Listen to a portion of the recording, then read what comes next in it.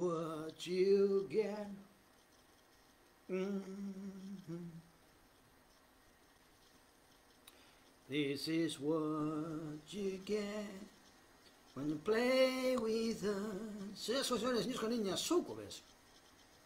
El Ministerio de la Fruta y la Verdura del Tiempo, bienvenidos a este único programa asintomático, es un único programa machista, racista, homófobo, antisemita, transfobo, islamófobo, celíaco, embarazado de 14 meses, de Canarias, alérgico a la lactosa, orgulloso consumidor de mamitas catalíticas y de caceretas con bisagra o en su defecto sin bisagra.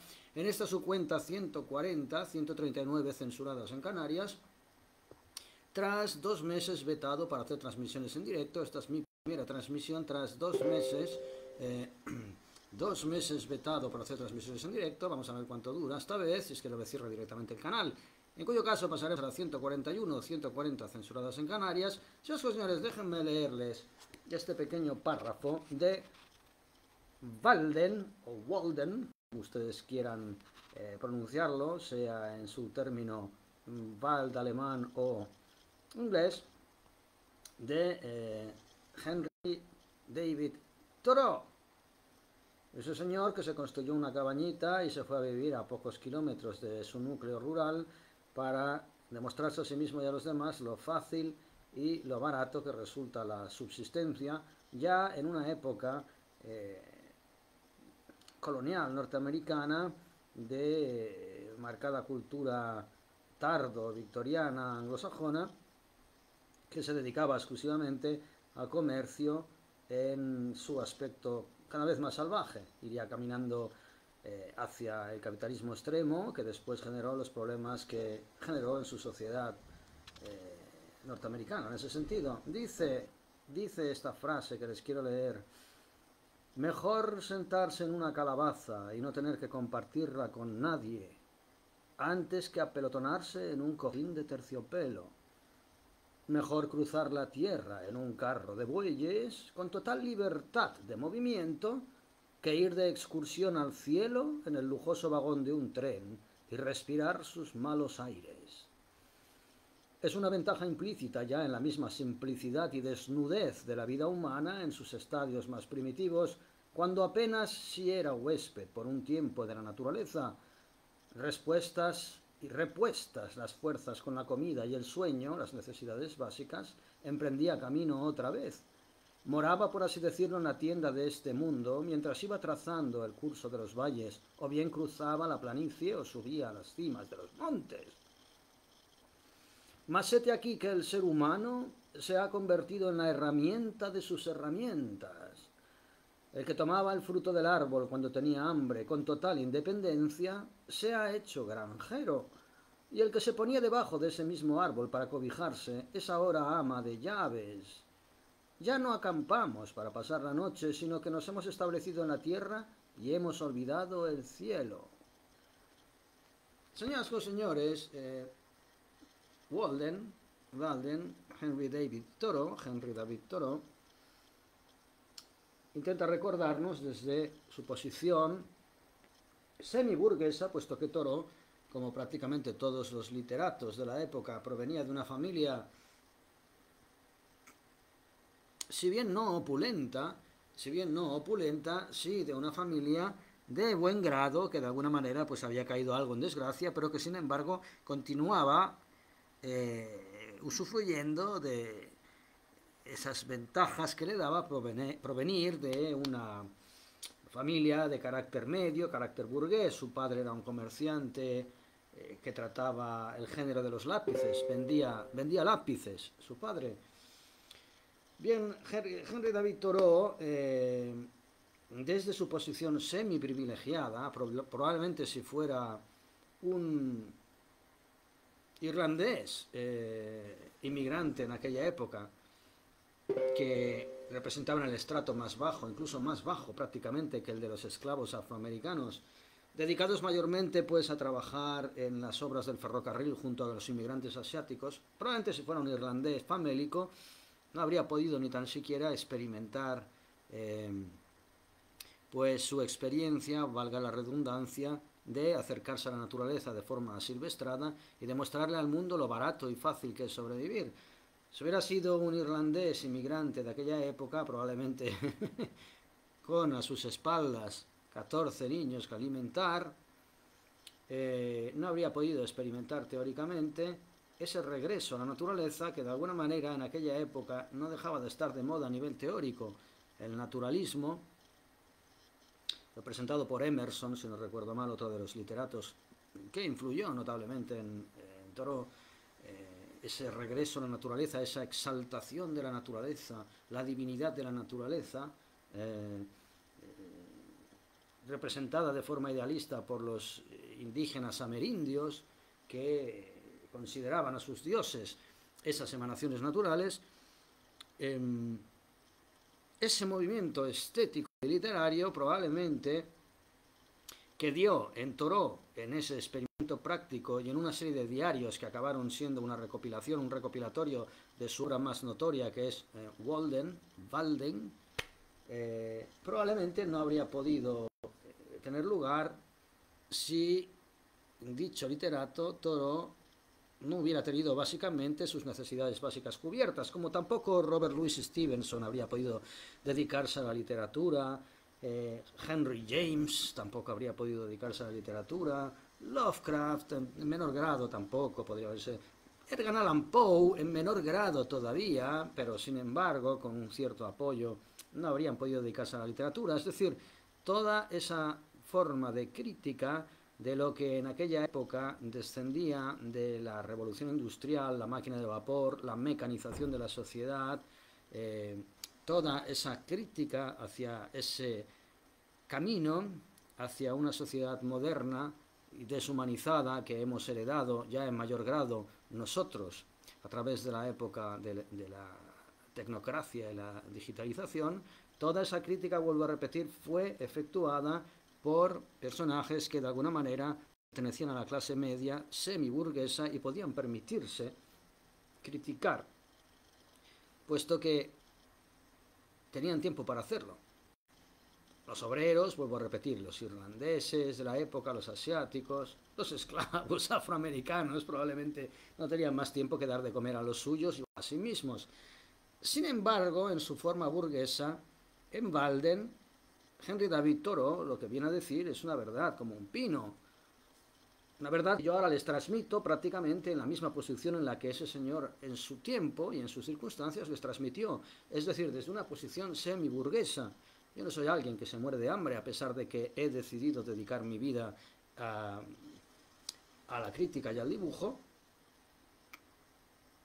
apartando mis estudios universitarios, porque me parecía mucho más útil y mucho más acorde con mis propias tendencias dedicarme a lo que me estoy dedicando, sabiendo a lo que iba, sobre todo criticando lo que estoy criticando, es decir, complicándome todavía bastante más mis lentejas. No podría hacerlo, efectivamente, si tuviera 14 niños que alimentar o 3 hipotecas que pagar, cosa que no es mi caso. Bien, en ese sentido, y de la misma manera en que todos los grandes revolucionarios, Marx, Engels, Che Guevara, todos tenían el culito bastante bien cubierto, es decir, un semipan bajo el brazo, no les estoy diciendo que pertenecieran a la nobleza o nadaran en la abundancia, pero que sí provenían de un estrato de clase media. Todos aquellos que se han aprestado a revolucionar el tejido social siempre provenían de un estrato burgués y no proletario u obrero. Henry David Thoreau experimenta esa experiencia, valga la redundancia una vez más, de construirse con sus propias manos una cabaña a orillas del río. Eso sí, la ropa se la seguía lavando su madre y su hermana, que vivían a no muchos kilómetros de su lugar al que se había apartado, lo cual no le resta valor a la teoría. Básicamente lo que estaba diciendo es que la economía de la revolución industrial comportaba sencillamente una esclavitud progresiva en aquellos estratos de la sociedad que se decían avanzados y progresistas.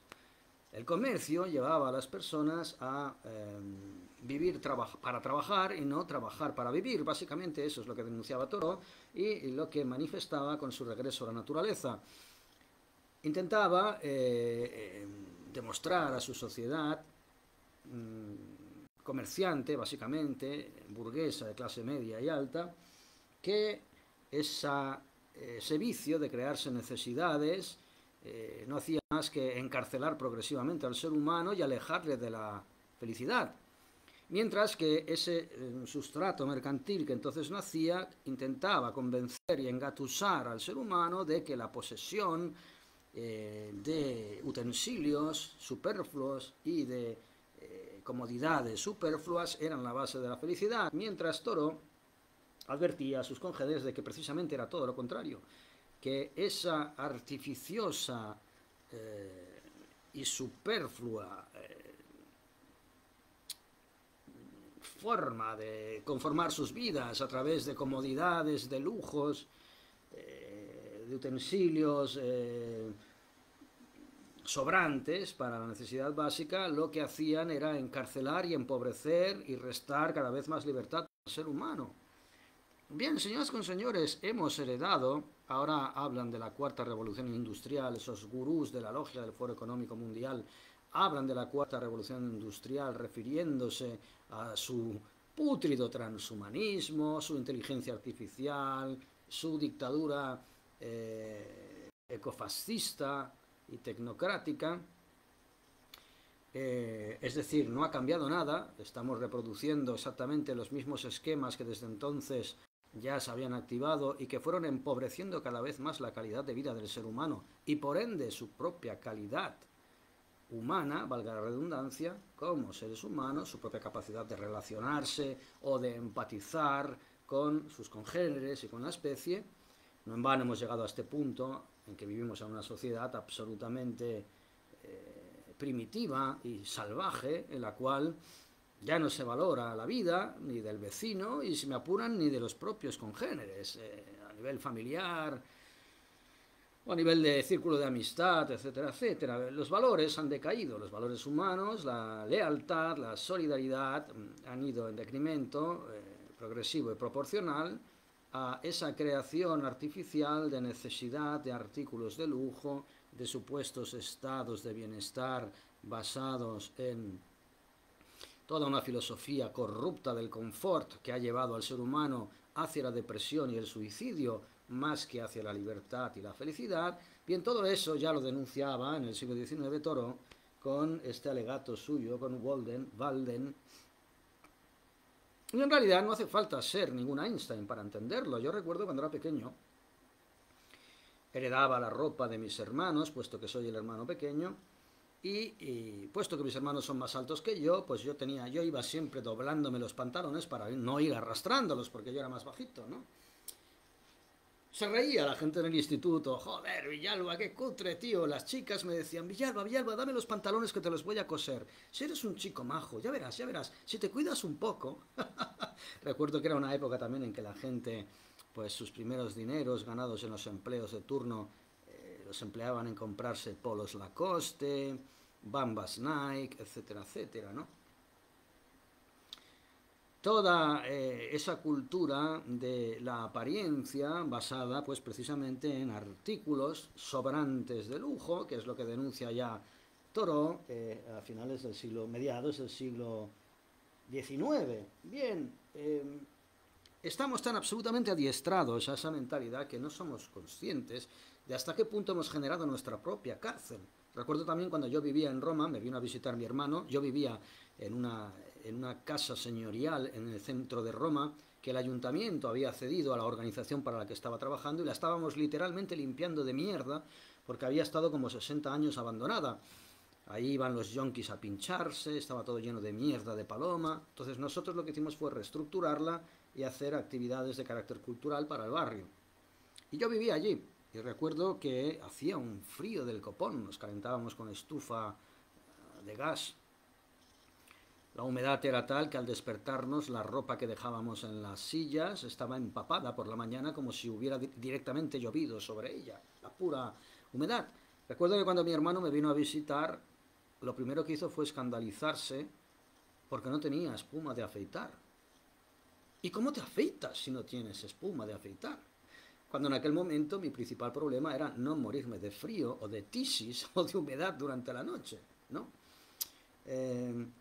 No tenía un cinturón, recuerdo que me pilló en un momento en que no tenía cinturón y yo me ataba los pantalones con un cable de ordenador sobrante, cosa que cosa que interpretó como una señal de locura. Yo recuerdo que incluso llamó a mi madre, pues, sugiriendo que tal vez me había vuelto loco porque iba con un cable de ordenador atándome los pantalones. Bien, señoras y señores, todo aquello que usted no echa de menos, todo aquello que usted no tiene, todo aquello que usted no necesita, no formará parte de su vida y por lo tanto tampoco formará parte de su mente y de su preocupación.